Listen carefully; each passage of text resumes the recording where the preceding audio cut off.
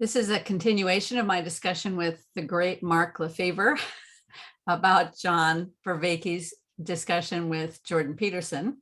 And we are going to follow up today on this whole idea of John's idea that the project of Christianity is to unite agape and logos, and the discussion that John and Jordan have about the whole concept of love. So we might skip around in the transcript a little bit, but we're going to kind of go back to, I think it's around 39 or so, when John is describing or trying to summarize Western civilization. And he said, at the part I am in the transcript, he says, Philo starts theology because of the interaction with Platonic philosophy.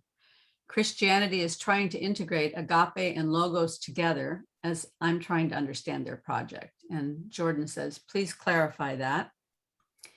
John says, we've talked a lot about the Greek heritage of logos, and logos is also central within, and Jordan says, especially with the book of John and metaphorically in relation to you too. And John says, in the first epistle of John, John also said God is agape. There's something in the way that logos gathers everything together so that everything comes together. And then there's the idea in Plato of the ascent from the cave, the anagoge. The world discloses itself to me, and that transforms me. And then I can see more deeply into the world, and that transforms me. And I do that reciprocal opening. Right. And Jordan says, and agape, that's love. And John says, yes, accelerating mutual disclosure. Right. Now, is that John's total definition of love, that it's this accelerating mutual disclosure? No, that's not his total definition. So what he's doing is he's going into a few things. So he was, the way he tells the story, if I can recall correctly, is that he was talking to Mark Lewis, who's a colleague of his at UFT, and Mark does work on addiction, much like Jordan, interestingly, right? And Mark had sort of pursued this idea of reciprocal narrowing. And John went, well, wait a minute, if there's reciprocal narrowing, there must be reciprocal opening. And I think Paul Vanderklay, right, uses reciprocal broadening, which I think is actually probably more correct or something, right? I like the broadening idea better. So he's tying agape back to that. He doesn't use love on purpose. Like, he's got this big thing in the series about how we equivocate on love. It's not even a feeling, right? He proves this, right? Dialogically, he proves this, right? It goes through this whole sequence to prove it. So yeah, when he's talking about agape, right? Because he ties agape to a bunch of things, right? He ties agape to the ground of being. He ties agape to a way of acting in the world. He just ties agape to a bunch, and I think that's all appropriate, right? I think he's definitely onto something when he's doing that. So he tries not to use love, although, and I pointed this out to him in the Q&A on our Discord server, he kind of equivocated on love again, but they both did, to be fair, and you kind of have to, right? Because we got to have a word. We don't have 3 words. We only have 1. That's it's part of our problem. We have 1 word, and we're talking about 3 different things, maybe. And we probably use the word to talk about 4 or 5 different things at a minimum, right? Love is just a messy word.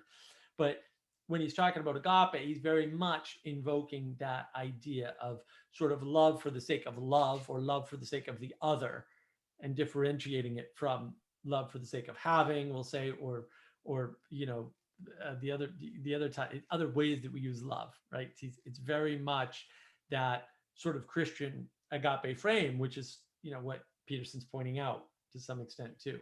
Well, I think part of that Christian agape frame has been enhanced, or maybe you could say reciprocally broadened, by the different ways that love is illustrated in the scriptures, like in 1 Corinthians 13, where it talks about, you know, love is not boastful, love is not proud. Love always endures, always hopes, you know, all of those things kind of fleshes out the meaning of agape.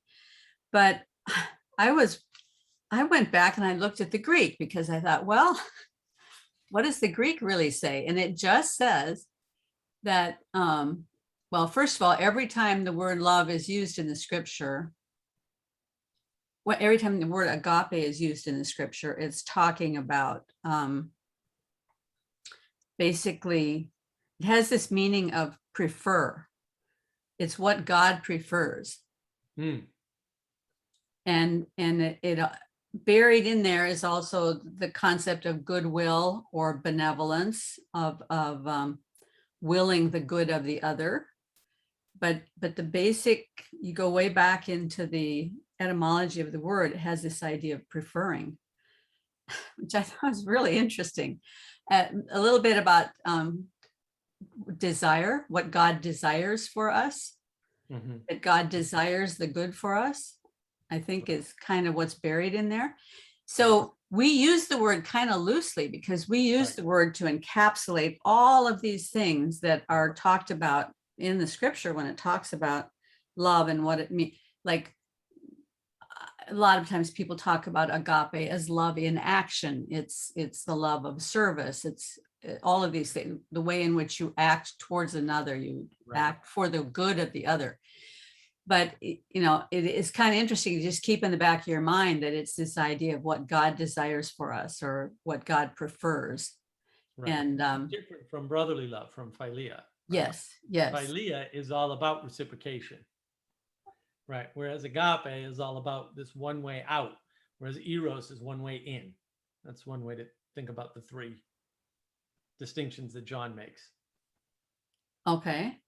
Well, I mean, John would know because he goes back all the way to the Greek the philosophers and the way that they're using the word. And I was really interested.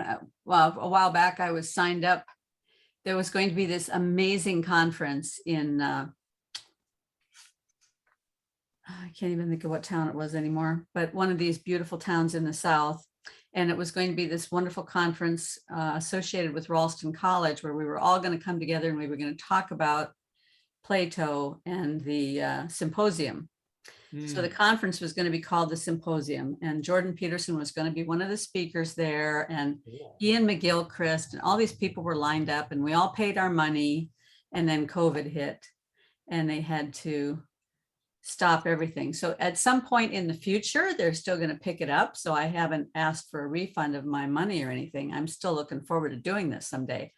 But the whole idea was we were all going to read Plato's Symposium, and then we're going to have discussions about it together in the flesh with these people like Ian McGilchrist and Jordan Peterson's fairly small group of attendees, maybe 1,000 or something. Small enough to where there could be some small groups where you might actually have a chance to ask some questions. So, but anyway, I was really interested when I started reading the Symposium that the love that's used in there is eros, because the way I'd always been taught about eros is that that's the sexual love. Yep, it is. But there's the consumptive love. It's the consumptive love, right? It's the having mode, to use Fromm's term, right? It's the having mode love. It's consumptive, right? But when Plato is using it in the Symposium, he seems to be using it in a broader sense than that, not just the sexual impulse, but sort of depends how you read the Symposium. So we've been doing a book reading on the Discord server, and yeah, it doesn't look good for the Symposium. I was like, I'm not reading this. This is not good. Yeah, the Symposium doesn't start well. It doesn't get any better. Yeah, it's not a wholesome text. Let me put it that way. I mean, the Symposium. Yeah. I don't. Well, the ancient Greeks had a problem, right? So they had lots of problems, but that was one of them. Their attitude towards youth is not really something that we would condone today. And to be fair, that's just the philosophers. Like the general population was not into what the philosophers were into. I mean, I think it's a function of having too much time on your hands to some extent. You don't have to plow the fields. Well, your thoughts wander and they go to bad places. Yeah, I think that's very true. Well, so why is it that classical education requires people to read the Symposium and get all this deep underlying meaning out of it? I mean, I was trying to get some deep underlying meaning out of it when I was reading it. I was trying to read it with a different word in mind than eros, I guess. Yeah, maybe. Well, and I think that, I don't think the meaning's not there. I think the meaning's not what they say, but how they argue, right? The quality of the dialectic is really high. And that's what like John and everybody points to is, oh, the quality of the argumentation's high. Okay, but I don't like the subject. So it's like, well, that's where the problem comes in. Is when you're talking about these subjects that I don't like, I don't care what the quality of your argument is, oddly enough. right? Because I'm not in love with argumentation. I'm in love with good ideas, which is a big difference, actually. It's actually one of the big problems we have, right? People fall in love with argumentation. And if somebody like Sam Harris has a bunch of bad ideas and stupid definitions, oh, Sam Harris is great. No, Sam Harris is not great. He's not even all that bright, in my opinion. Like, he's just wrong about a bunch of things, and he's very clever and he's very articulate and good for him. But like, some of the stuff he says is dumb. It's just wrong. Like, why do you like this guy? Eric Weinstein, same thing. Like, okay, maybe, but some of the stuff he's saying is wrong. And I don't like things that are wrong. So I don't care about the good argumentation. It doesn't matter to me. I'm not impressed by articulation, oddly enough. Is it theoretically possible, do you think, for a couple of people who have excellent dialectic with each other to achieve this dialogos that accomplishes something more than what the two of them are bringing, if they're talking about a topic that's not wholesome? I don't care. That's the problem, is I don't care. And this is very much the conceit of the intellectual class, right? This is the conceit. The solution is Dialogos. Okay, but if the problem was we want to sleep with little boys, I don't want a solution to that problem. Don't apply Dialogos to it. Like, that's also an answer, right? It's very much right up Paul van der Play's alley, where he talks about, like, you know, and Peterson's alley, right? Where they talk about, look, the fact that you can do a thing doesn't tell you whether or not to do it. Is it good? Is that good evolutionarily? Because I think not. Like, I think that's mathematically provable, in fact. So if you want to invoke math, I'll invoke it there and do away with your ridiculous formulation. Like, and this is the problem, that everybody wants everything reduced. If we all got Dialogos, the world would be a better place. No, it wouldn't. That doesn't solve anything. Like, I'm not saying Dialogos isn't good. I think it's fantastic. Is it going to solve all the world's problems? No, because you do Dialogos on bad things, you're going to get bad results. Like, so, right? And that's very much the conceit of the intellectual class. Like, oh, no, we can come up with one thing and you apply that thing everywhere and everything gets better. And, you know, there was a great talk with Rafe Kelly and John Vervaeke on postmodernism, where Rafe basically in my opinion, takes postmodernism apart and shows the problem and says, here's evil being done in the name of this philosophy. Maybe no. And I'm right there with Rafe. Like, maybe no. Like, I don't care what your tools are. If something's bad, I don't want it done. Like, I don't know why that seems to be like mind-blowing or something no one's thinking about. Like, that's why you have to focus on ethics first. Ethics has to come first. That's what drives you. You should be driven by the good. And if you can't be driven by the good, be driven by the better, to Peterson's point, right? Just be driven by the better. Don't try to drive everybody else, right? You be driven by the better. That's good enough. Right? That's very much that very much is the danger here. That's very much the conceit and if you look historically, this happens all the time. Right? They fall into these ridiculous constructions, and, you know, and I mean, you can make this case. Look, what did Hitler and Stalin do? They took the two great sciences of the age. Stalin picked one of them. Hitler picked both of them. Right? Socialism is science applied to government. Socialism is also bad, by the way. Don't do that. They hijacked the intellectual class, right? Because they weren't in the intellectual class. They were very resentful about that, because they were smarter than the intellectual, probably everybody in the intellectual class in both their countries. Honestly, they were probably the two smartest people in the world at the time. They were way up there. They knew exactly what they were doing. They knew exactly what they wanted. They knew exactly how to get it, and everybody else missed it. That's really what happened. And then, you know, it's just, the problem is science of socialism is evil and the science of eugenics is evil. Like, these are great sciences. No, they're not. It's like, what do you mean by great? And, you know, and Peterson has that wonderful illustration about crossing Ebola and anthrax. It's like, don't do that. Yes, you can. Don't. And it's the ethics part that we're missing. We're trying to find constructions to do whatever we want, which is very egoic, right? It's very narcissistic. But we should be finding constructions that make the world a better place for everybody. And those aren't the same thing. And they may have no crossover at all. Like, it might be that evolution will carry us where we need to go if we just stop trying to interfere with it, for example. I don't know.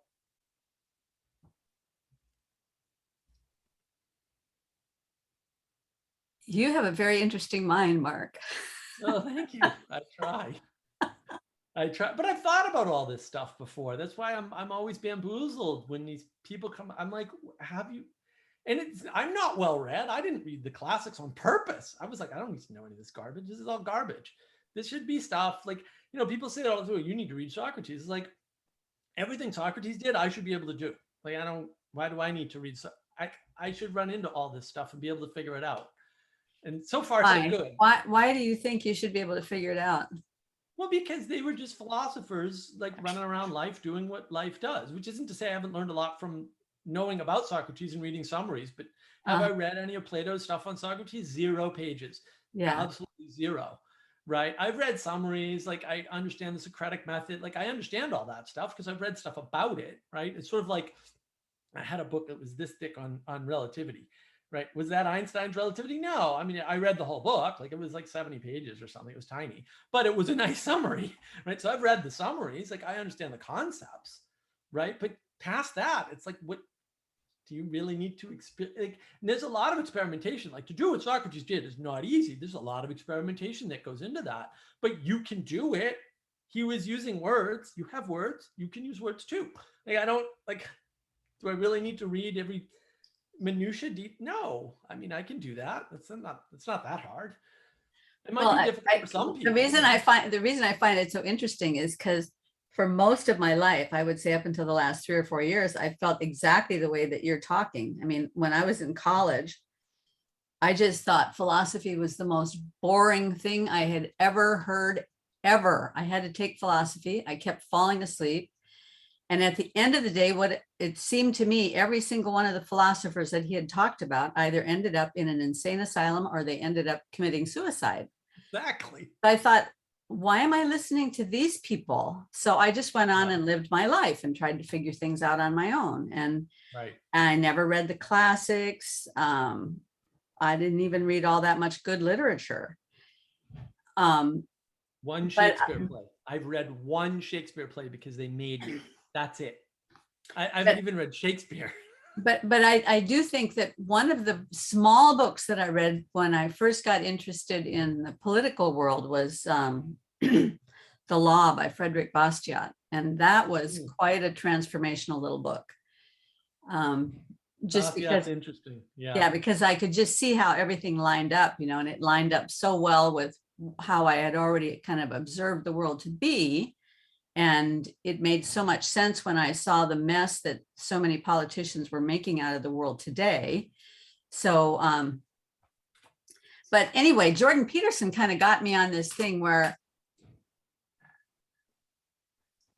and maybe this is my own cognitive bias, but I have a picture of the way the world works. And when I started listening to Peterson, my picture was lining up with his picture like this. And I thought, this is so weird because he comes from a completely different place than I do. Right. Completely different educational background. He's done all this research. And all I have is my own little brain and what I've learned from God through the Bible. And all these tumblers are dropping into place. And I'm like, whoa. And then I had also through art kind of come up with this picture of how the physical universe functions. And so then I got interested in studying physics to see, is there a way that my picture of the physical universe lines up with what they actually have found in physics? Right. So, I mean, that's part of what I've been doing on my channel is trying to see where the tumblers fall into place there. But then that does require a lot of reading. I can read summaries to a certain extent, but then every once in a while I have to do a deep dive. Like right now I'm doing a deep dive into process physics because that is a completely different way of looking at things. And that's good stuff. Yeah, some very interesting things there. I mean, not that I agree with necessarily all of it, but part of my picture of the way the world works is that it's not a set of hard and fast laws. Like ordinary physics has these, and they are necessary. I mean, those hard and fast laws for the way that all the particles move and all the forces, and that's right. But when we look at the macro world, the world that you and I are inhabiting, people and trees and animals and that macro world, that there has to be a method of ultimate flexibility for everything to become and to function together and to allow Right. maximum freedom and flexibility and increasing complexity and all of that. Yeah, you And need a that, space for potential to manifest. yes. Otherwise, what you have is a closed world system that can't move. It can't emerge. And There's no so space for that emergence. that's the picture that I got through art with these elements and principles of design, because those are binaries, like from dark to light or from rough to smooth. All of these things are binaries that have an infinite number of ways you can slice and dice them, and they can all interact together at any level along each binary. And so you have this maximum flexibility, and process physics allows a place for that. So yeah, process. that's one of the reasons I got interested in it. Yeah, that complexity theory, right? And then you start getting into the good stuff. At what point in your life did you come to the place where you determined that ethics had to come before all these other things, that there had to be there had to be some sort of moral yardstick already in place before everything else? Yeah, I guess that's a good question. I don't know. Yeah, I guess probably when I was homeless, and like, because that's when you get into the deep like I was already deep into the philosophy, right, and all that stuff, the philosophical way of thinking, we'll say, right, because again, I didn't read much philosophy at all, right, but I was already deep into all that stuff. I mean, look, I got into an exclusive private school because I blew the test apart, not because I ever did my homework. I'm gonna tell you that much, because I never did my homework, right? And then I only stayed there for like 3 years, but and that was very enriching. And then I went back to private school in high school. But after high school, when I was homeless at the tail end of all that, yeah, I mean, in order to live, you've got to understand why you're there. Like, I mean, that's an ethical question. Ultimately, why are we here is an ethical question. It's not anything else. It's not some, everybody casts it as like, oh, there's a metaphysical bull. That's all garbage. It's ethical. It's all garbage. It's strictly ethics. And just people don't like ethics because ethics is really hard. And it's bigger than us, and we can't own ethics. And we're very narcissistic, and we want to own ethics. It's like, yeah, that's not going to happen. I mean, that's, again, my theory about identity politics is they're trying to crunch everything down, right? So they can fit ethics into one axis. Like, okay, well, skin color, or the language you use, or who you voted for, or, whatever their one axis decision point is. And then they know all the ethical things they need to know about that person. But ethics is way bigger than that. And so you're trying to reduce it, and you can't. And then things fail, like on the backside, right? And religion comes squirting out all over the place, right? Or shards of religion come falling from the sky, or however you want to conceive of that. I think that's very much what's happened. It's interesting, though, the way you talked about Peterson. The thing that really got me with Peterson is he talked about two things that no one else I had ever heard talk about, that I knew, that I was like, why isn't everybody talking about this? And one was the fact that when women enter the workforce, the wages went down accordingly. Like, it's a 1-to-1 map, right? I know correlation is not causation, but right, but there is a correlation there, and it's worth looking at. And then I had the other thing in my head, and now I forgot, because we're going over Peterson every Tuesday in the evenings, and I when I can catch it, I do, and sometimes I remember the stuff he's talking about. But there's just these little points. It's like Nassim Taleb. When I read Nassim Taleb, the first, it was total accident. I was doing work on stock markets and understanding complex systems and how all that worked, and then somebody recommended this book on this forum I was on, right, to do something else. And then I got into Taleb, and I got all his books when they came out, because he's another one. He's talking about this stuff, and I'm like, I would have thought everybody knew that. And here he's writing a whole book on these topics. Like, these are all obvious to me. What is all this? Yeah, just little things. Like I said before, I think, do you want a 1% chance of dying or a 30% chance of breaking your arm to get the same thing? I'll take the 30% chance of breaking my arm. Thank you very much. Right. And people don't, that's how people actually think. That's not what the game theorists say, by the way, but that's why game theory is wrong. Like, not all of it. A lot of it at the first layer works, but as you scale up, scale invariance matters, and most things aren't scale invariant. So, that gets into fractals and Mandelbrot and all that stuff, right? So Taleb goes deep into all of those topics that are, dead on. He's just right about it. It's just, it was all observationally, to me, true. I already knew all that. So, and that's how that's how I got into him, with stock market stuff. And I was like, no, all these stock market books are wrong. Like, obviously you just match them to charts and you go, oh, this is all dumb. Like, why doesn't this match? Because they're wrong about how it works. Okay. And then you match Taleb stuff up and you go, oh, there it is. Perfect. Right. It's all perfect. It doesn't mean that you read him and you know how to predict the stock market, but you do understand the dynamics behind how the complex systems work and why the game theory stuff doesn't work with the stock market, for example. And, it's not just a hole or a piece of missing information like everybody thinks in the science world. There's a complex relationship there, not a complicated one, a complex one. And that's why the system doesn't behave the way you expect. But you can also spot trends, and, that's all doable stuff. So, which is what he's got a fund that does that, actually, right? It's a fund that it did quite well during COVID. I understand it was only up about 4,000% or something crazy. So, yeah. Right. Were you in it? No, I never had enough money. I'm poor, unfortunately. It's one of these days. Oh, yeah, man. Yeah, you get everything taken from you twice. It's hard to recover. Yeah. My husband has an unerring eye for what's going to be big in Silicon Valley, but he also is risk averse. Oh, bummer.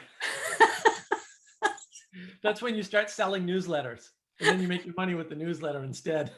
Everyone else makes more money. Right? Yeah, because he's said so many times, when Cisco first started up, he said that company is really going to make it. If we had invested even $1,000 in Cisco, we would have been able to retire and leave Silicon Valley a long time ago. Yeah. But there you go. So anyway, one of the reasons you're fascinating to me is you have all of these ideas, and they're all in your mind, they're all connected, right? Yep. Everything's connected. But when you start talking about them, it's kind of hard sometimes to follow where you're coming from or what the foundation is. And this is probably kind of a personal question that I shouldn't even ask, but you seem to, when you talk about John's view of the ground of being and all of that, I don't know what your perspective is on the ground of being. So it's hard for me to understand your perspective on his perspective. So where are you coming from? Yeah, that's a good question. Yeah, I mean, I'm always trying to figure out where John's going, right? Because, first of all, he's going in a lot of places at once. So it's just, there's a tracking problem, right there, right?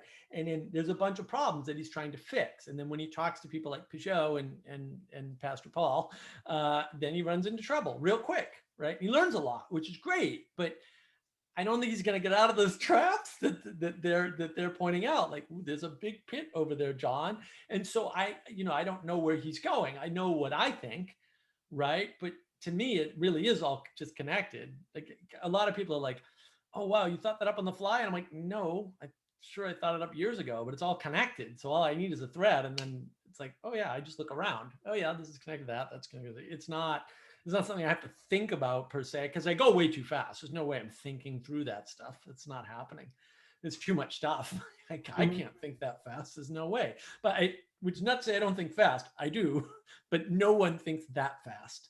A lot of this stuff is just obvious the way it's connected in my head, right? And so, it's quantum entanglement is what I think. Quantum entanglement, faster than the speed of light, connecting in your brain. It's already connected outside of time, right? Yeah, it's already connected. Yeah, and I just see that. To me, it's just obvious, right? It's like the sun. I'm like, oh, it's right there, right? And then other people don't, and then my problem is communicating it, right? And then like, well, where you're coming from? It's like, well, like, what do you mean? Where am I? I don't understand the question. I'm right here, like. Well, okay. For example, we know, we have a fairly good idea that where John's coming from is that when he talks about the something more than the two people who are talking together. He's talking about something more in the shared consciousnesses of the people who are talking, that there is a shared consciousness in the world, which is a manifestation of human evolution. It's not something, I'm assuming he thinks it's not something that came before. I don't know what John thinks about that, right? I don't, because he's just using emergence and classifying everything as transjective now, right? And so when he uses transjective, he's actually saying emergence in my head. And maybe that's not what he means, and maybe I'm misinterpreting, but that's what I hear, right? Because he's always talking about, well, you get this and you've got this, and then something emerges from it, right? And he says that's the transjective. I'm like, yeah, but it emerged from the two things. Like it's right. It's that principle about the whole being greater than the sum of the parts. Yes, that's when you say that, you're talking about emergence. That's what you're actually talking about. When Are you on Twitter? Yes. Did you see the discussion that Chloe Baldry was having yesterday about John Vervaeke's ideas? No, I did not actually. You know who Chloe Baldry is? No, I have no idea. I got to hook you up with Chloe Baldry's Twitter feed. Okay. She's got a mind kind of like yours. She's on the trail of something big. Let's put it that way. She developed a thing called the Theory of Enchantment. And I've heard about this. Okay, she developed this separately from Jordan Peterson's thing. Before she ever heard of Jordan Peterson, she developed this. And she uses it in training. She's actually kind of promoting it as an option for people who want to do anti-racism training in the whole woke culture without being woke and without being anti-racist. But it's she focuses on archetypes, and she focuses on contemporary literature, movies, memes, and so forth, and what they reveal to us about ourselves and how we can learn to love one another in spite of our differences. And she's I like that. She's got a really good head on her shoulders. I had a wonderful conversation with her last year, and we talked about a lot of these things. And I did a little game with her, kind of a Jordan Peterson game, where I just pop out a quote to her and ask her what she thought of it. It was really fun. But anyway, Chloe Baldry got onto this Twitter conversation yesterday about, she's wondering if this woke thing is actually a manifestation of the materialist side of the Enlightenment, kind of swallowing the original beauty of the Western tradition, so that the woke manifestation is actually somehow connected with the Enlightenment.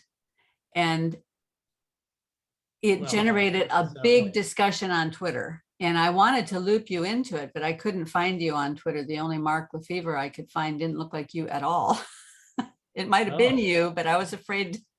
A brand new Twitter account. I just got it like 2 or 3 weeks ago. Yeah. I'll find you on Twitter and we'll. Yeah. So anyway, I can't remember why we were talking about this, but well, Vervaeke's work and tying it together. Yes. And she was talking about Vervaeke's work, and I wasn't sure if she was understanding him correctly or not, but I thought it would be good for you to get in on the conversation. Oh yeah, maybe I'll jump in there. And I don't remember now what I started to say at the beginning about John when we were talking about this with her, but she jumped into my mind, and so I got myself off the track, but whatever. That's okay. Yeah. But you're saying you don't know where John is coming from on those things, but do you know where you're coming from? I mean, like in terms of John does not. I remember now what Chloe Baldry was talking about. she said that she thinks that John has an idea of telos. And Esther O'Reilly got on and she said, no, no, no, John doesn't believe in telos. That's true. John does not believe in telos. Yeah, that's what I thought. So I got on and was abiding with Esther O'Reilly's comment, saying from what I've seen of John's work, he doesn't believe in telos. Yeah, no. John says continually, don't make the mistake of implying that evolution has a telos. Like he says that.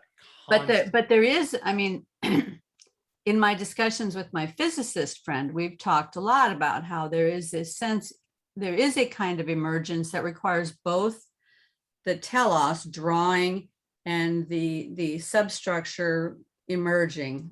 The two are working together, right? Right. And so yeah, so let me riff off that for a second. So yeah, I think the difference. So we'll say, yeah, if you think about it as emergence and emanation, which I think is correct, John's very much emergence, right? And then he's coming into the emanation thing. It's like, oh yeah, well, there's definitely, right? But emanation requires something telos-like, maybe. And I can say maybe, like, and I'll justify it in a second. I think the problem is Peterson and Vervaeke, and I talked to Pastor Paul Van der Klee about this. I've mentioned to him, I think, a couple times in comments on his videos, his more recent videos. I think what they're doing is they're trying to do this trick called middle out. Instead of bottom up or top down, they're trying to do middle out. And the way you do middle out, and you actually see this everywhere. So we had a mystic, I forget, Zevi Slavin, I think is his name, who's talked to John about 4 times. He was on the on our Discord server. Unfortunately, I missed most of the Q&A, which is too bad. I really wanted to talk to him. But my understanding is that he made the claim that, oh, the mystics are wrong because they did something or other wrong. And I pointed out that even the mystics are using an objective materialist reality frame, right, to make their decisions. And the reason why they're doing that is because everyone's trying to work middle out. But the problem is the thing that's in the middle is us. So that's conceit. That's egoic. That's narcissism. We're like, you can't have it both ways, right? And it's interesting too, because Brett Weinstein, for example, pointed out in a talk with Dawkins, and like, not to sound conspiratorial, but it isn't in the YouTube video anymore, but it really was. I watched the thing not live, but right after it came out, he told Dawkins, he said, you stated in your book, not in any of the papers, no one's done a paper on it, so it's not science. In the book, you stated that we have control of evolution now, right? And that got taken out. And Dawkins sort of said, maybe, right? And brushed it off and went as if. And interestingly, Brett Weinstein since has been talking like we have control of evolution. We need to take control of evolution. I don't know what these guys are talking about. Are you mad? It was here before us. Like, you think you're going to control something that was here before? And but all moderns seem to have this problem with sequencing. Like, we seem to put things out of order to make them fit, but the ordering actually matters.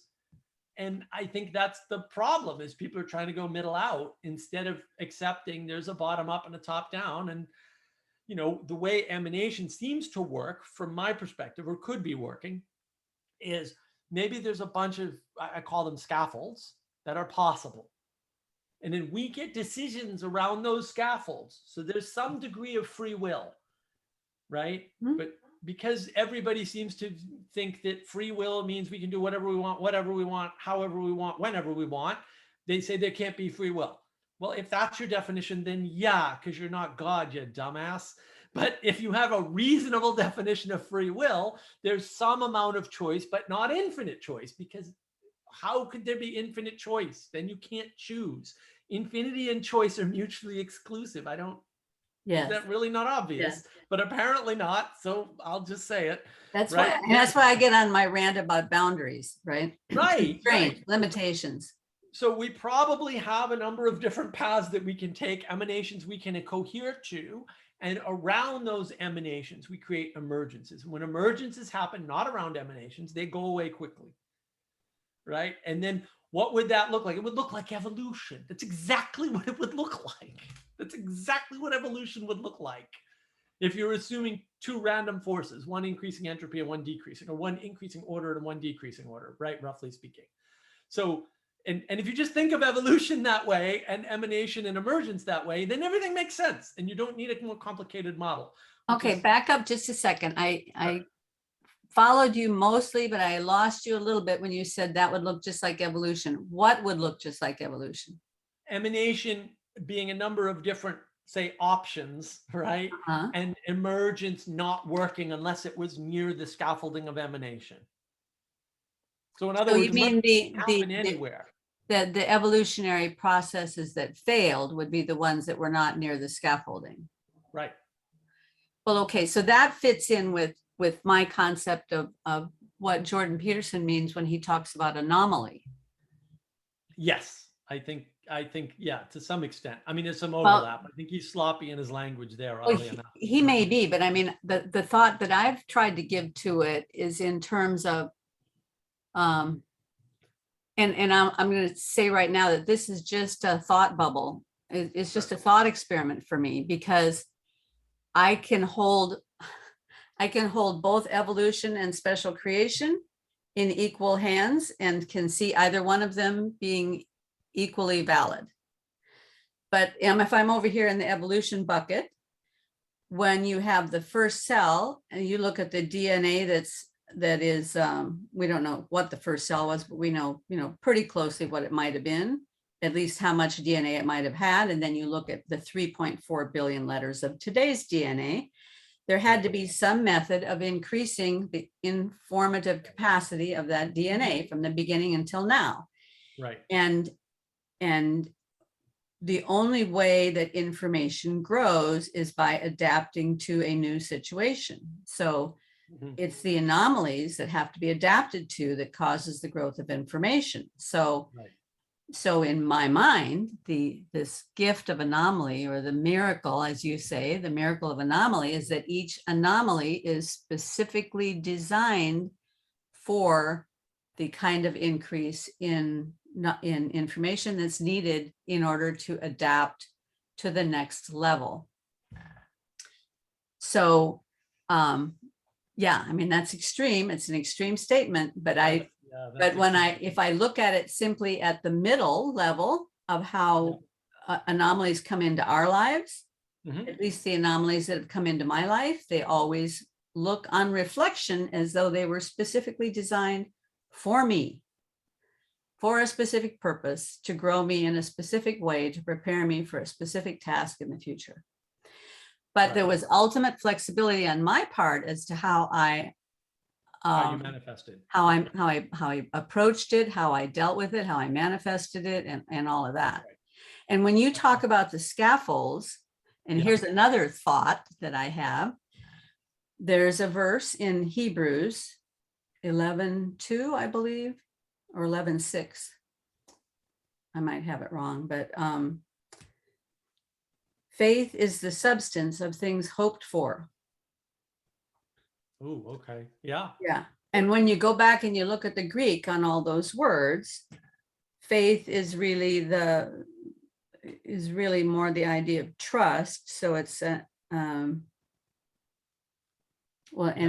goes really deep. Okay. And it could also be the faith of Christ, not my own faith, but let's just hang that word there. Faith is the substance, and substance is the filling out or completing of something, and the standing under. It's the standing under, substance. Okay, the standing under something of things hoped for, and the hoped for thing is this big word that kind of has this idea of a scaffold. Right. So hope posits this scaffold, and faith fills that scaffold out. So in my mind, what this means for the believer is that we put our hope in Christ, and he shows us what to hope for. We hope for these things. It creates a scaffold in the future everything is always hope is always in the future, something that hasn't happened yet, right? Sure, sure. Something that's not seen. So it's happening in the future. I'm Right. in the present. I'm putting out this scaffold. Mhm. I'm praying. I'm working. And what it can be something as simple as my kitchen is the substance of the idea that I had for a new kitchen, Right. Yeah, right? yeah, exactly. Right. It's the way things take place in the world, the way they manifest, but it can have many Right. levels. It's not just this concrete objective level, but it has many other levels in the way that it works its way out. Right. It might be, All I the want different to ways have a you better suggest it. character. So I put out a hope there that I will grow in patience, Right. and the steps that I take towards that, and God's goodness to me through Christ fills out that hope and makes it become real, gives it a substance, right? Right. That's kind of the way I think of the scaffolds.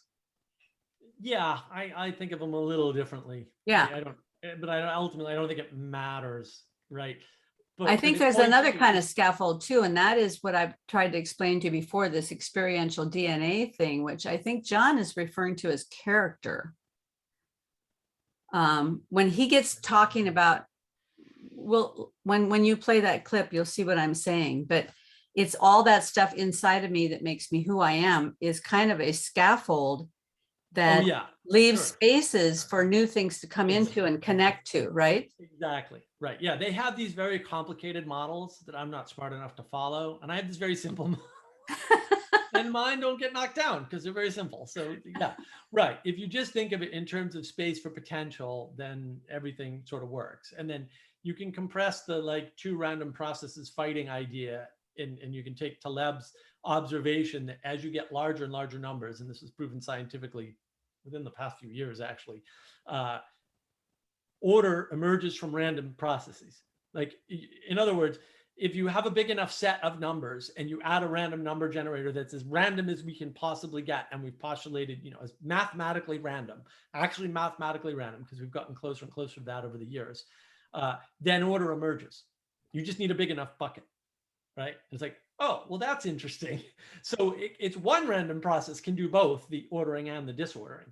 And that, right, and then that solves it. And then you could postulate the emanations are telos, right, or something approximating telos, like, oh, you have these options, and blah, blah. Or you could just postulate that it really is like a free reign, but certain things cohere, and that happened as a result of an expansion, whatever. And then I don't see any conflict between evolution and creationism. And I couldn't find it. I was looking recently for creationist papers, and Google has spammed the internet with evil garbage and won't let you look it up anymore. But they actually have some papers that are absolutely brilliant, because they say, see these gaps in the evolutionary record? That's all miracle. Prove me wrong, right? Because it's missing data.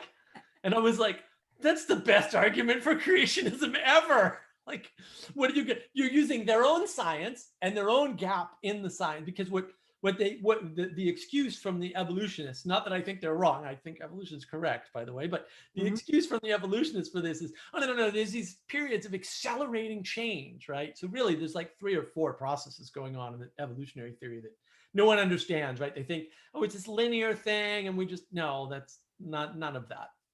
So they use that.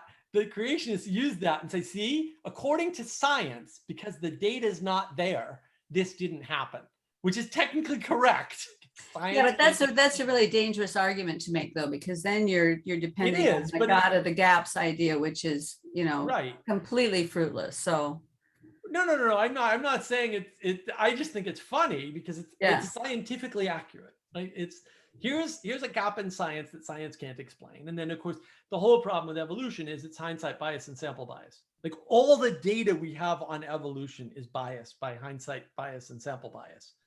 And then you realize, oh, well, how much of a science, right? Like, how scientific is this if it's all bias? Like, all the data we have is biased. Yes, all the data you have is biased. What do you really know about something if all the data you have on it is biased? I don't know. Like, it's a good question. But I mean, that's what I always wonder whenever they start talking about something and they say, well, this happened because of evolution. You Right. could just as easily say, well, this happened because of special creation. Exactly. All of Right, it, every right, single one of them. right. So Because you're positing it because it's something that you don't really know anything about. they have Like equal scientific data for both. Right. And that's the back problem. when I was a new believer, the guy that was really big on the evolutionary side, his name was Stephen, I forgot his last name, Stephen something or other. His big idea was, well, you can't tell how fish turned into amphibians. They don't really have, they just don't Right. know. So he posited That's this yeah. idea called punctuated equilibrium. Yep. Right. Right. So, Yep. so one of them laid an egg that was one thing, and when the egg hatched, it was the other thing because there's nothing in between.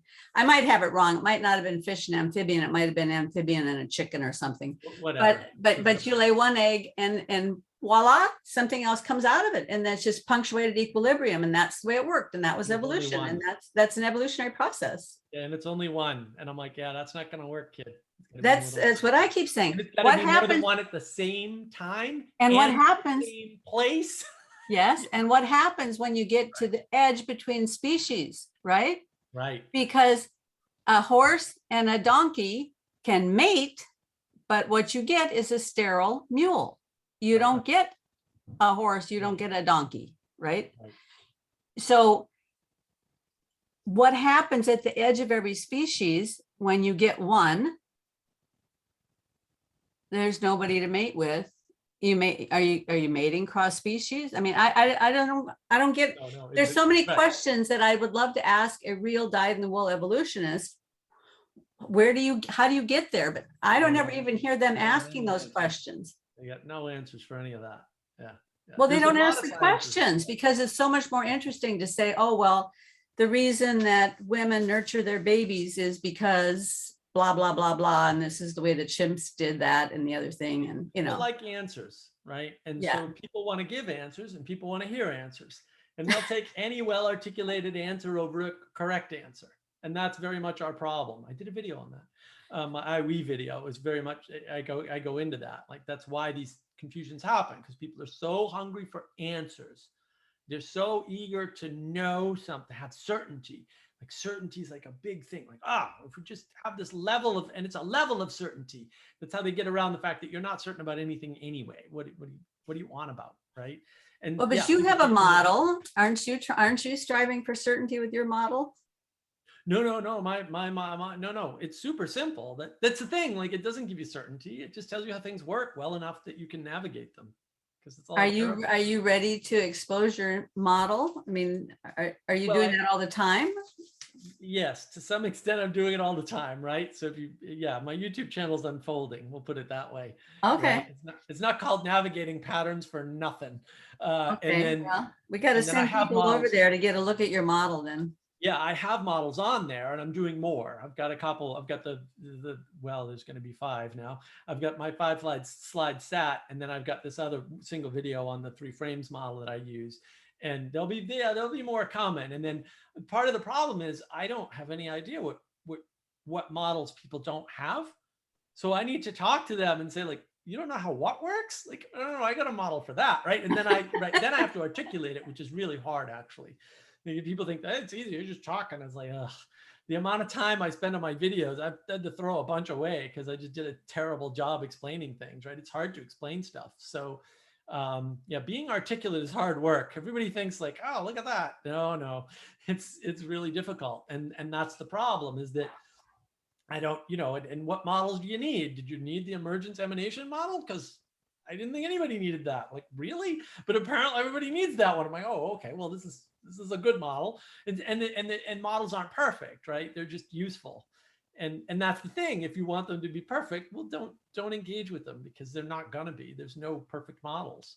And that's where people get wrapped up. They get wrapped up in the certainty. And I'm like, no, these aren't for certainty. These are for navigation. I'm a sailor. Navigation's not a certain thing.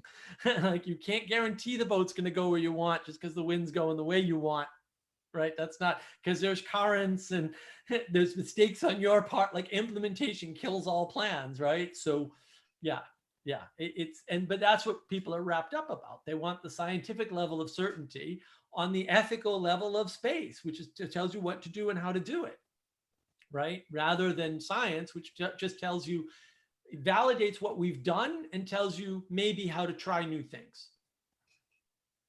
Well, since we're on models, let's at least do a little bit of Jordan Peterson and John Vervaeke. Sure. So let's pick up their discussion at 50. I think you have queued up the video at 58.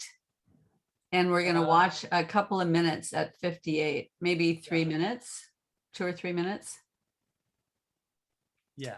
They start out with a discussion about relevance and semantics, syntactics, and pragmatics. And let's see where they go with it, because they get into a model of love. Right. Okay. Okay. Let me share this and see. Share computer sound. All right. Did this earlier. Hopefully it works. Is that up? Yep. Okay. He is a good translation, is well translated by the term power. Difference is much closer to, what I would call relevance realization, the idea that our claim, that the relevance of our claim can't be bound. I mean, somebody within classical cognitive science, computational science, Jerry Fodor makes a similar argument that the relevance of a proposition can't be captured within the syntax or semantics of the proposition. I mean, that's the main thing that Derrida is on about. So that's a consequence of what we're bringing to the table. Because the relevance is the interpenetration of the semantic and the syntactic with and the it's also unique. The pragmatics that goes beyond it, because I mean, this is the central claim of pragmatics, that I always have to convey way more than I can say, because I have to rely on you, picking out all the possible implications, the ones that are relevant out of all the possible. Right, which means I have to know you. Which means I have to embody whatever it is that I'm speaking to you. Now you're back to my claim that the character traits are at the bottom of this. Right? If you go ahead, man. Right? If we can't actually conform at the level of our character, we can't. Right, so that's trust. Yeah. And so when you trust what's honest. Yeah. You trust what's honest. So you trust the logos. Right. And because that's honesty driven by love. Right, but I don't think. And so if I trust you, that's what I trust. So I want to go back to something. Yeah. I asked you to define love, and I'm going to define it on my terms now. Please. And that is the best in me serving the best in you. And I think that's the deepest pleasure. That's the deepest and most lasting pleasure. And it is the most fundamental motivation. It's the inexhaustible source. Because if I can do that, whenever I do that, I feel that I'm being properly. Well, and there's nothing better than that. And you can extend that to the world, to situations, places. Well, I think that's what you're supposed to do by accepting the proposition that God is love. I mean, it's God is love and God is logos. Those are both there. So then the question, to some degree, is the rank order of the two. And I would say God is truth within love, and that's the animating spirit of mankind. And that's a way different claim than the one the atheists are going after, by the way. Yeah. Think about. Yeah. So let's stop it there. There's a lot there, though, man. Yes, there's a lot there. And I do have transcript for part of it. So if we can stop sharing, I can get back to my transcript. Sure. Let me. So they start out talking about relevance, that the relevance can't be captured within the semantics or the syntax. And right. Jordan says, well, relevance is the interpenetration of the semantic and the syntactic with the unique, which I think is what I've been trying to convey when I talk about the experiential DNA is what makes communication so difficult, because my inner scaffold and your inner scaffold are so different in the way that it's like a filter that runs everything through me to you and receives everything from you into me. That filter is the semantic, the syntactic, and the unique. And it's John's relevance realization. So then John says, it goes beyond it, that this is the central claim of pragmatics. I have to convey way more than I can say. I have to rely on you to pick out of all the possible meanings. And Jordan jumps right in and says, so I have to know you. Yes. whatever it is that I'm speaking to you. And John says, now it's back to my claim that character traits are at the bottom of this if we can't conform at the level of our character. Right. And Jordan jumps right in and says, that's trust. Right. Right. Right. So when you trust what's honest. Right. Yeah. And when he says honest, he must mean true. Right. Because he jumps right from that to say, so you trust the Logos because the Logos is the truth. Yeah. I mean, yeah. I'm not happy with Jordan's moves here, even a little bit. Right. Okay. Tell me why. Because I got. Well, because you have to define trust and honest and Logos, right? And how you'd recognize all those things. Right. And so now you're right back into it. Right. You're right back into it. So it's not to say it's not true. Yet all those statements are correct, but they're also unhelpful, right? Because how do I know honesty when I see it? Well, now what are you going to do? You're going to go back to Plato? Okay, so there's an eidos, right? There's the Plato's forms, and the honest was there. And before I was born, I saw the honest, and now I know it. I don't like. How is this helpful, right? Because it's not the way people act. So it's kind of like, well, I mean, yeah, that. Sure, if we could do that, we would, and all would be well. We're not well, therefore we can't do that. It just seems obvious to me. I kind of think what he's saying there is that, you know how he always says that the truth spoken will bring forth the best of all possible worlds. That, right. that you have to that's trust. After you spoke it. That's it, right? You're still in a conundrum. No, what he's saying though is that you have to trust that you can speak the truth, even when speaking the truth is going to have catastrophic consequences for you, because you have to believe that even those catastrophic consequences will ultimately be for the good if you are speaking truth. Yes, which is something like faith in evolution, by the way, but yes.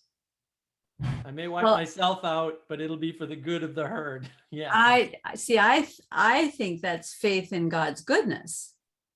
Either way. Yeah. I mean, evolution doesn't have a telos is not going to end well. Let me put it that way. Like, there's no way saying evolution doesn't have a telos is going to end well. And literally everybody who's talking about evolution is using a telos. Whether they realize it, they're either putting consciousness there or they're saying telos, but a telos implies a consciousness. So like everybody's pointing to consciousness. Yes. Well, yeah, I mean, sure, I agree. The problem is they've undermined their own argument and they're going to continue to do so. I mean, I just don't see a way around it. And look, John's really smart. Maybe he has a way around it. I'm waiting. I'm happy to see what it is. I'm open-minded about it. I don't have any expectations that anybody's ever going to pull that trick off. But you mean the trick of finding a mechanism for evolution that doesn't include telos? Right, and therefore consciousness. My claim would telos requires consciousness and therefore consciousness. Mm-hmm. And that doesn't help because again, John said this, like we don't know what consciousness is and we don't know how it works. Right, true. Because it's so far above us that we can't, so far above all that we could imagine or think that we can't define it. Right. And if you want to get crazy with mathematical models, you can say something like we're fourth dimensional beings being cast into a third dimensional world. That squares the circle. Doesn't fix anything. It just squares the circle, right? Or you could say we're fifth dimensional beings being cast into a three-dimensional world. Whatever. It doesn't really matter at that point, right? But it's only 4 or 5. It's not more than 2 dimensions out. But just the fourth dimensional being cast into a third dimensional world would look exactly like our world, by the way, because we'd only see time in one direction. Yes. But now you haven't solved anything, right? You've still got the no, but you sure sound intellectual though when you say it. Right. No. I mean, this is the string theory garbage. That's total nonsense and non-scientific, by the way. Don't believe anything the string theory says. They're all wrong. They're using math from the late 1800s to pull a trick on the, and assuming math is correct in Gödel. I know Gödel. I'm completely uneducated. I never went to college. Why don't you understand the implication of Gödel's theorem? Like, you're using math to solve this problem. It's not going to. Gödel proved that. Math proves that math can't solve this problem. Why are you using math anymore? I don't get it. Use something else. It's not math. It's not science. Sorry, it's not going to work.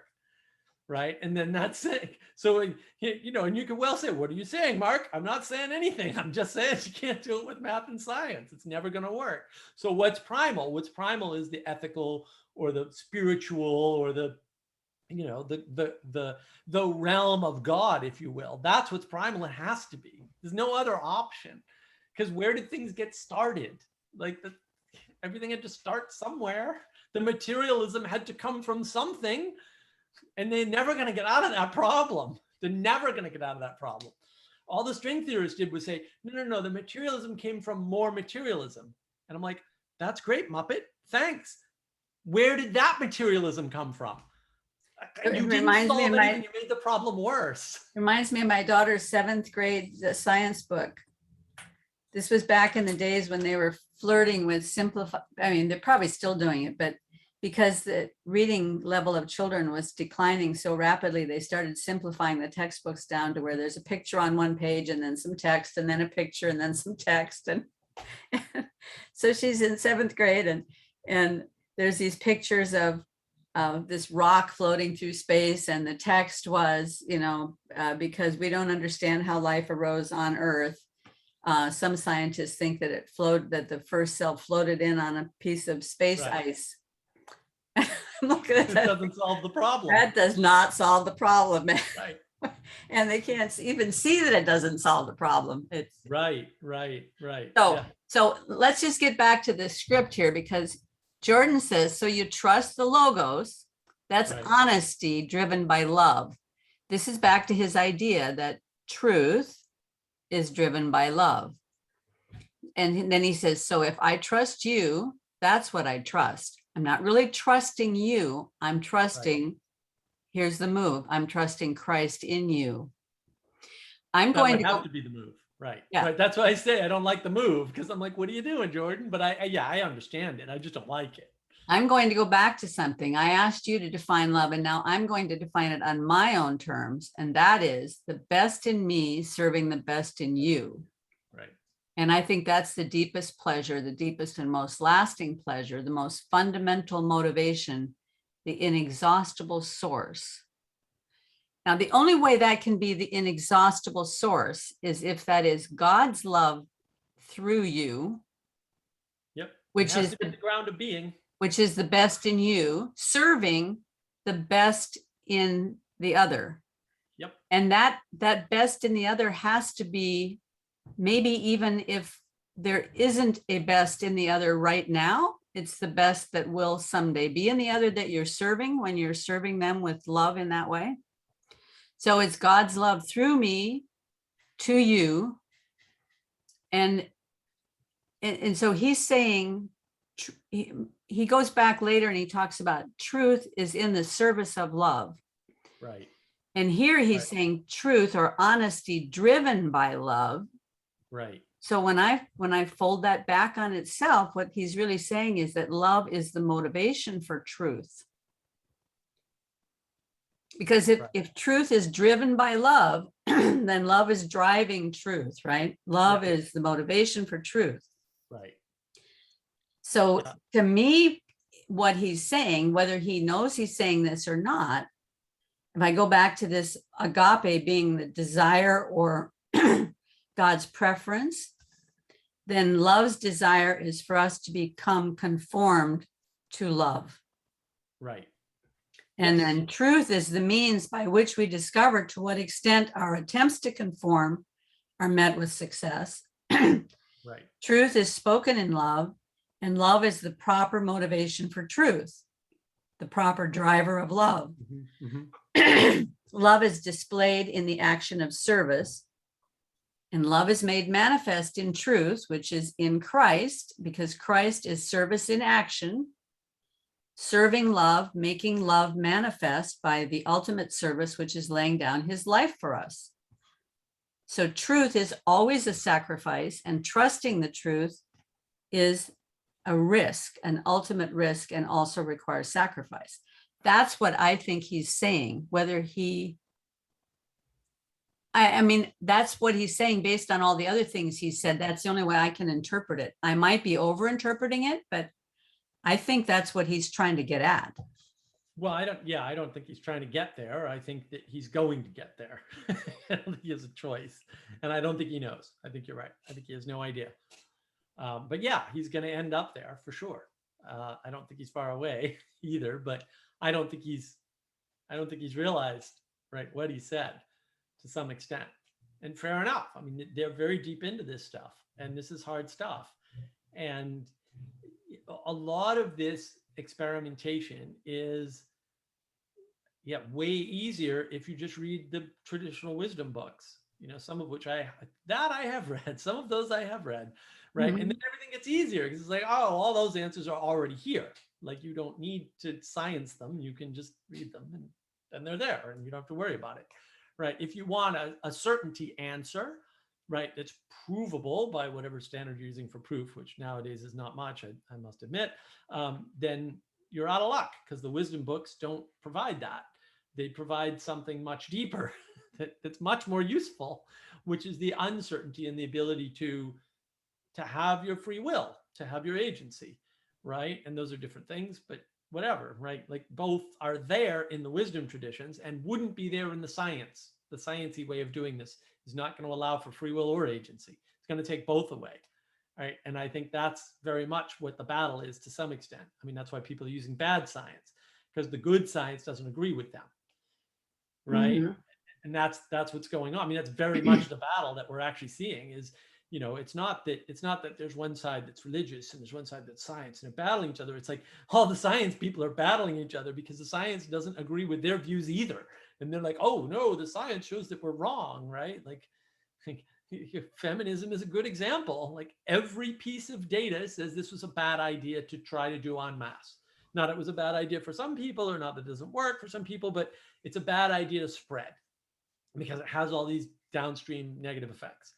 And one of which being the family courts are a mess because of basically the feminists rallying for the 4 men in the universe that actually do super horrible things, right? Rather than assuming that no, most people are good and you're not going to get rid of the 4 men that do super horrible things. They're still going to do them because people find ways to do things, right? Mm-hmm. And so instead you create a pathological system that destroys everything it touches, basically, on every level. Destroys the kids, destroys the parent that gets custody, and destroys the parent that doesn't get custody. Fantastic. What a great result, right? So, Well, that's one of those basic pendulum principles, because and this is, we skipped over the whole part where they were talking about the whole power play of the postmodern, that whole thing. Because we went over that to some extent before. But that's the same problem that Jordan is pushing so hard on that. And whenever you push so hard on something, you're going to push it so far that when it bounces back, it's going to bounce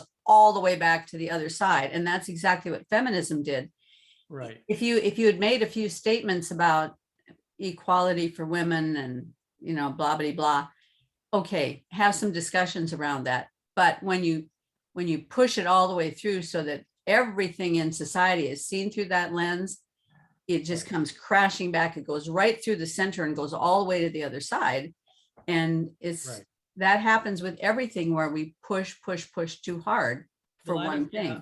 I mean, to be fair to Jordan, I don't think he's doing that. Like, I don't think he's pushing on it. I think he's just trying to understand it. And then what I see, the big move seems to be that everyone's making is, no, science proves your religion's bad. That's effectively what it boils down to, right? So you can go after the race baiters and say, look, this racism card isn't going to work.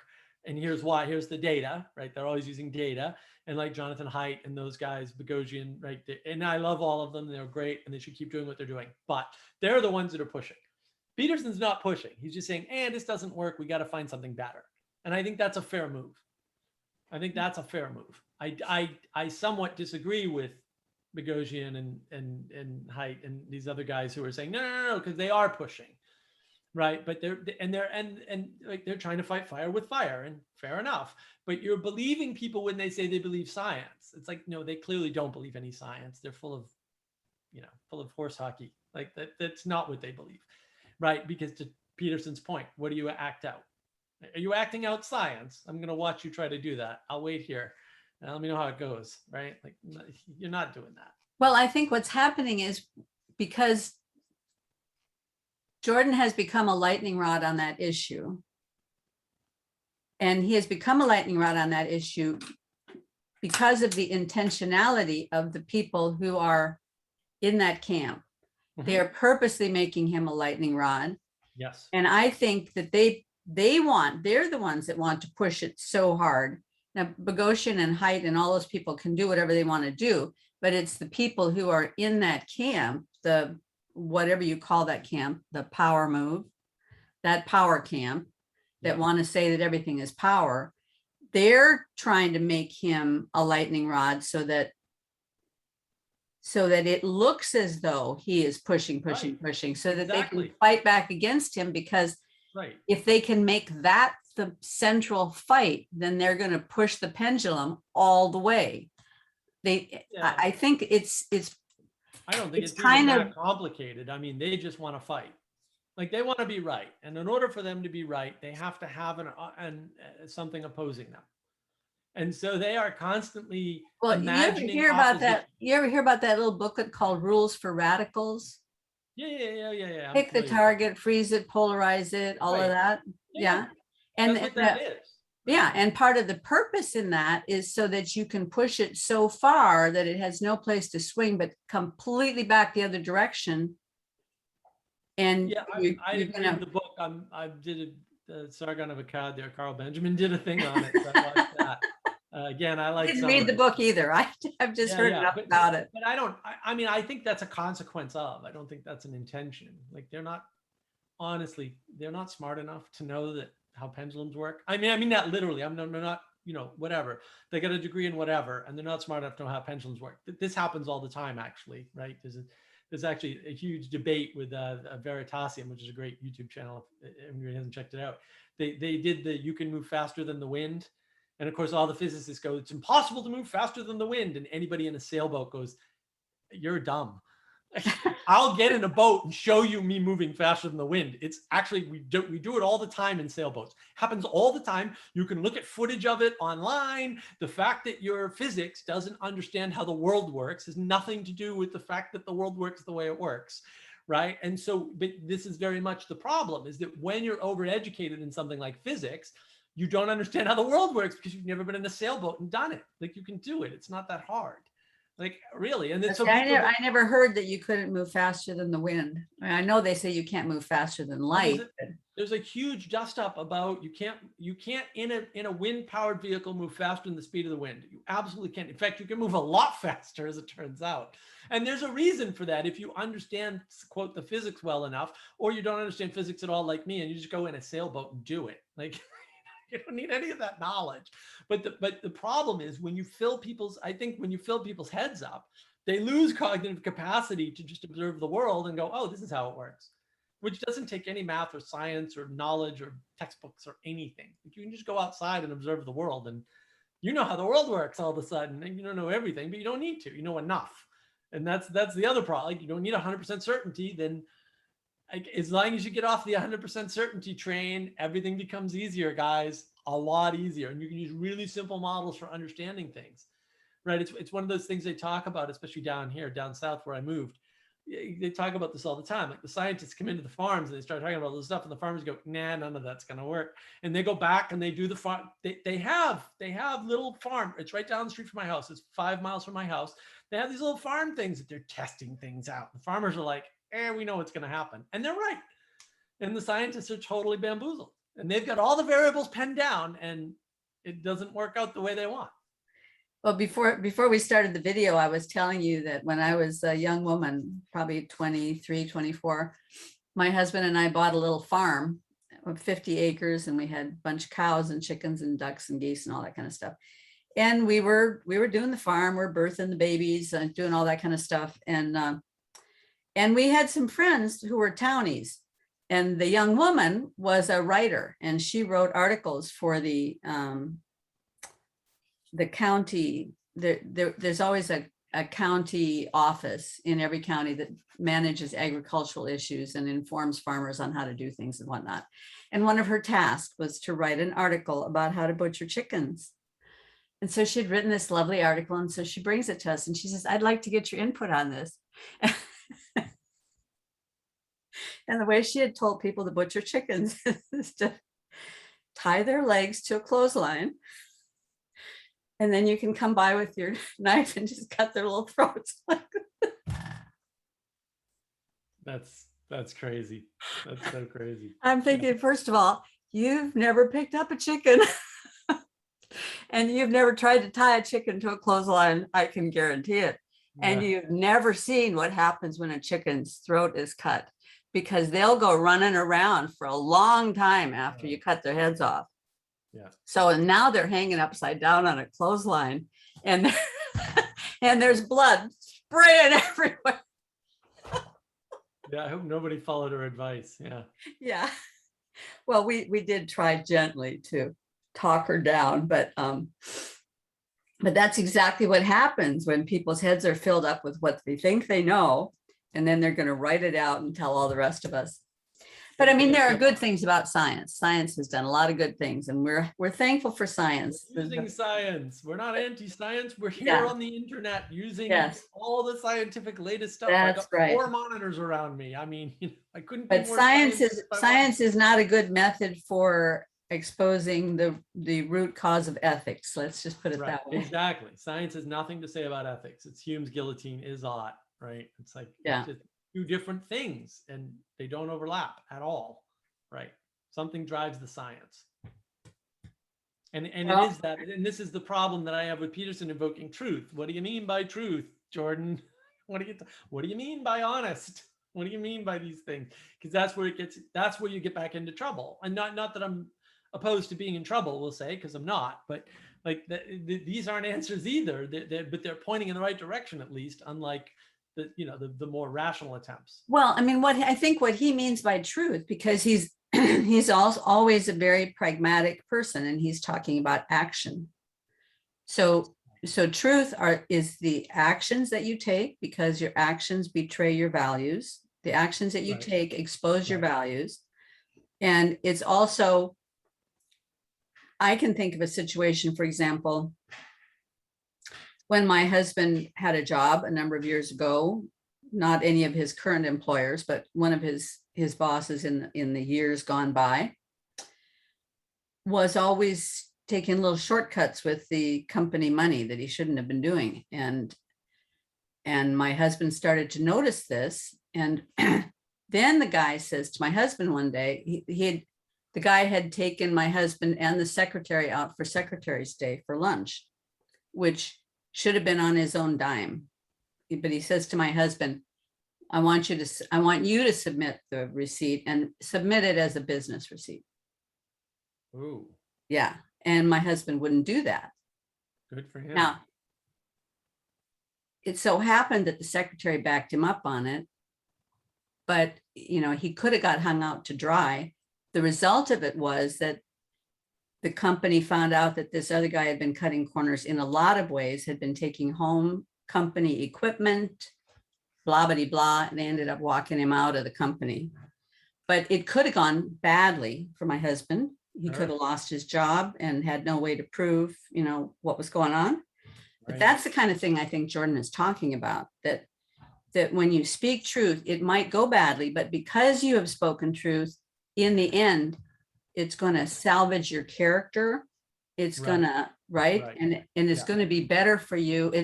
It's like when Solzhenitsyn says that one man speaking the truth can bring down a tyranny.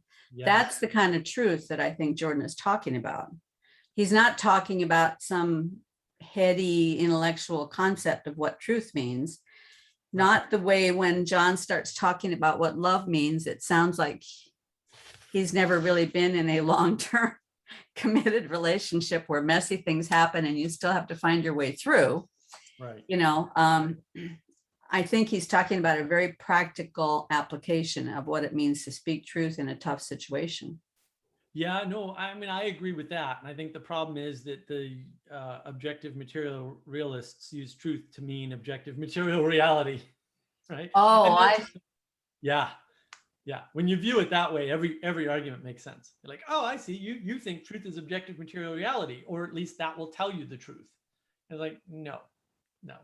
Right. It's really the future that tells you the truth, to your point. It's not even the present, right? Because things may go badly for you in the present. You might get fired by your boss, for example, but then he gets walked out and you get promoted. Like, these things happen. I've seen it. Right? well, so there's the objective material reality scientific word truth, right. which they say you can never reach because you're always getting closer, but you can never get there, right? But then there also is the biblical idea of truth, which is Jesus Christ, and that truth also means reality. Right. So reality is not the objective scientific material concrete reality, but the reality is Christ. So you could say that truth is reality, and you'd be saying it true on both sides of that, right? Right. Well, I think, again, the confusion is objective material realists, and people don't make that distinction. A lot of these people are objective material realists, whether they know it or not. That's how they're talking, right? That's actually what they're talking about. And then either that is the truth or it leads you to the truth. Like, that's how they think of truth. But if you think of truth as not material and maybe even not objective per se, but the result of subjective experimentation that works, right? Because you need your truth. It's always the confusion between the things we share and the things we don't. Like, there are certain things we share and there are certain things that we don't. But then truth doesn't become objects, because, again, the objects don't matter. It's actually what matters is the pattern. Like, there's lots of patterns that work when you swap the objects out, and there's no objective material reality that works when you swap the patterns out. None of it. So which has primacy, the patterns or the objects? The patterns. So you're speaking of truth in terms of success. Well, I mean, that's how you were speaking of it too, right? Like, you were saying, Well, it might no. go badly for you in the short term, but in the long term, it works out. And that's a pattern, right? And so what you have faith in is the pattern, not the thing itself. So any instance is roughly, an instance is as close as you're going to get to objective material reality, right? Objective material reality, that's when instances happen. That's what instances, right, prove. And the process of doing the instance is validation of history or something, of the past. And then what happened, what gets brought out of that is, oh, but if you don't have faith in the future, in the pattern unfolding the way it should, then you're away from the truth. Because you're too worried about the instance, and the instance is not the truth. Okay, so if I go back to Jordan Peterson's world, he talks about the known and the unknown, or the explored and the unexplored, Right. and that the hero is also the process that navigates between the two, the Right. process that goes into the unexplored and brings back the treasure to the explored. Capital When order, he- right. Yeah, and when he talks about that process, he also talks about that as being the hero. And he also talks about Christ being the ultimate hero. Right. So then his picture of Christ is that he is the process that brings order out of chaos. Right. That brings, yeah. And if you want to nail it down a little bit better, which I think is fair, is to say the best order, or the most lasting order out of chaos. Yes. And I would say, and I think I heard Paul van der Klee refer to it this way: Christ as a pattern. Right. And I would say, yeah, the process and the pattern are roughly the same thing in that sense. And so, And yes. that is the truth. See, the truth is what brings the best order out of the chaos. Right. The process of bringing the best order out of the chaos. Right. That's what he means when he says truth. Yeah. Then we're on the same page on that. Yeah. Yeah. It's the pattern that matters, not the stuff. Maybe that's a good place to stop. Pick it up from there if you want. Are we done? Wherever you'd like to stop, Kara. I don't know. Did we finish out this section? I think we pretty much did. Well, the very last thing Jordan says is, I think that's what you're supposed to do in accepting the proposition that God is love. God is also Logos. So both are there. And then it's a matter of the rank order of the two. And I would say that God is truth within love, and that's the guiding spirit of mankind. And that's way different than the spirit that the atheists are going after. Think about it, everyone, he says. Now, I have a little quibble with rank ordering. Yeah, I don't think that's right.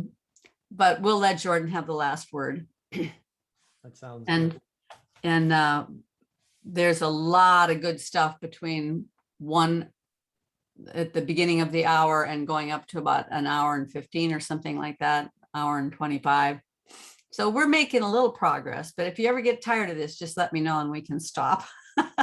I will not. I will continue onward as long as I have the time to do it. I'd love to get through, and I don't think we're out all that far away, because like I said, we keep right, all the stuff they talk about at the beginning, they talk about everything 3 times, roughly speaking. Right. And so as we get further on, we're actually just compressing the stuff that we already went over earlier, because they already talked about it in the first 20 or 30 minutes.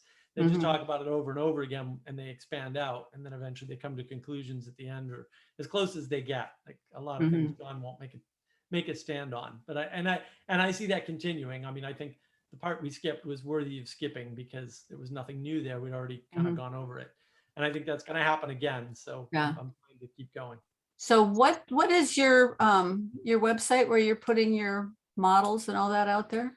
What's it called? Well, all that's on my YouTube channel at the moment. Your YouTube channel is just Mark Lefebvre, or? No, it's Navigating Patterns. Navigating Patterns. Okay. That's what it's called. Yeah. I got to get on there and find out what you're up to, because I still don't quite understand. You don't like the models. Well, it's hard to understand, right? It requires a different way of thinking, and you have to see it. And the models, I got slides. I have slides. Did you ever happen to hear the conversation that I had with Paul Collier, who's also trying to work out a model of how everything works? Yeah, I don't think I'm trying to work out a model of how everything works, but yeah, we're working on little models at a time. And then yeah, I've got lots of models. I don't have one model that encompasses everything. It depends what level of analysis you're talking about, and second, what the hell are you trying to do? Because there's lots of models that work for things, and based on where you're going, different models need to apply. Right. And so, and do you ever get the feeling when we're working on all these models that we've really just drilled ourselves down so far into our left brains that we're never going to get back out again? Well, some people do. Right. No, the danger is still over analysis. Like all the models in the world don't get you. Yeah. That's the problem. Like models are great, but they don't do anything. Like they actually literally don't do anything. Thinking about them doesn't do anything.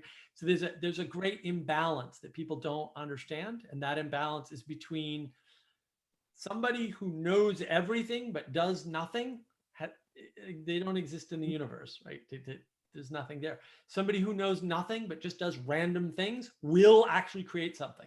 So there's a deep asymmetry. And this is one thing I learned sort of from reading Taleb and all of his books. Like asymmetry matters a lot. And when you see these asymmetries, the effects are wild. And so the effect of just doing something without knowing what the hell you're doing is huge. And the effect of knowing absolutely everything, even if that were a thing, is still 0. And to quote Jordan Peterson, 0 is a funny number. Yeah. Well, I'll take the doing over the knowing any day. Sorry. I just, it's just the way I am. The picture that popped into my head when you were talking about that is, I don't know if you ever saw that old TV series Monk. I've seen episodes. I haven't seen the whole thing, but I've seen episodes. Some of them are quite funny. Yeah. One of his adversaries was a guy named Dale the Whale. And Dale the Whale knew everything, but he also weighed about 800 pounds. So he couldn't get out of bed. He's just this massive quivering pile of Dale the Whale, but because he knows everything. And for some reason, there were people willing to do his bidding.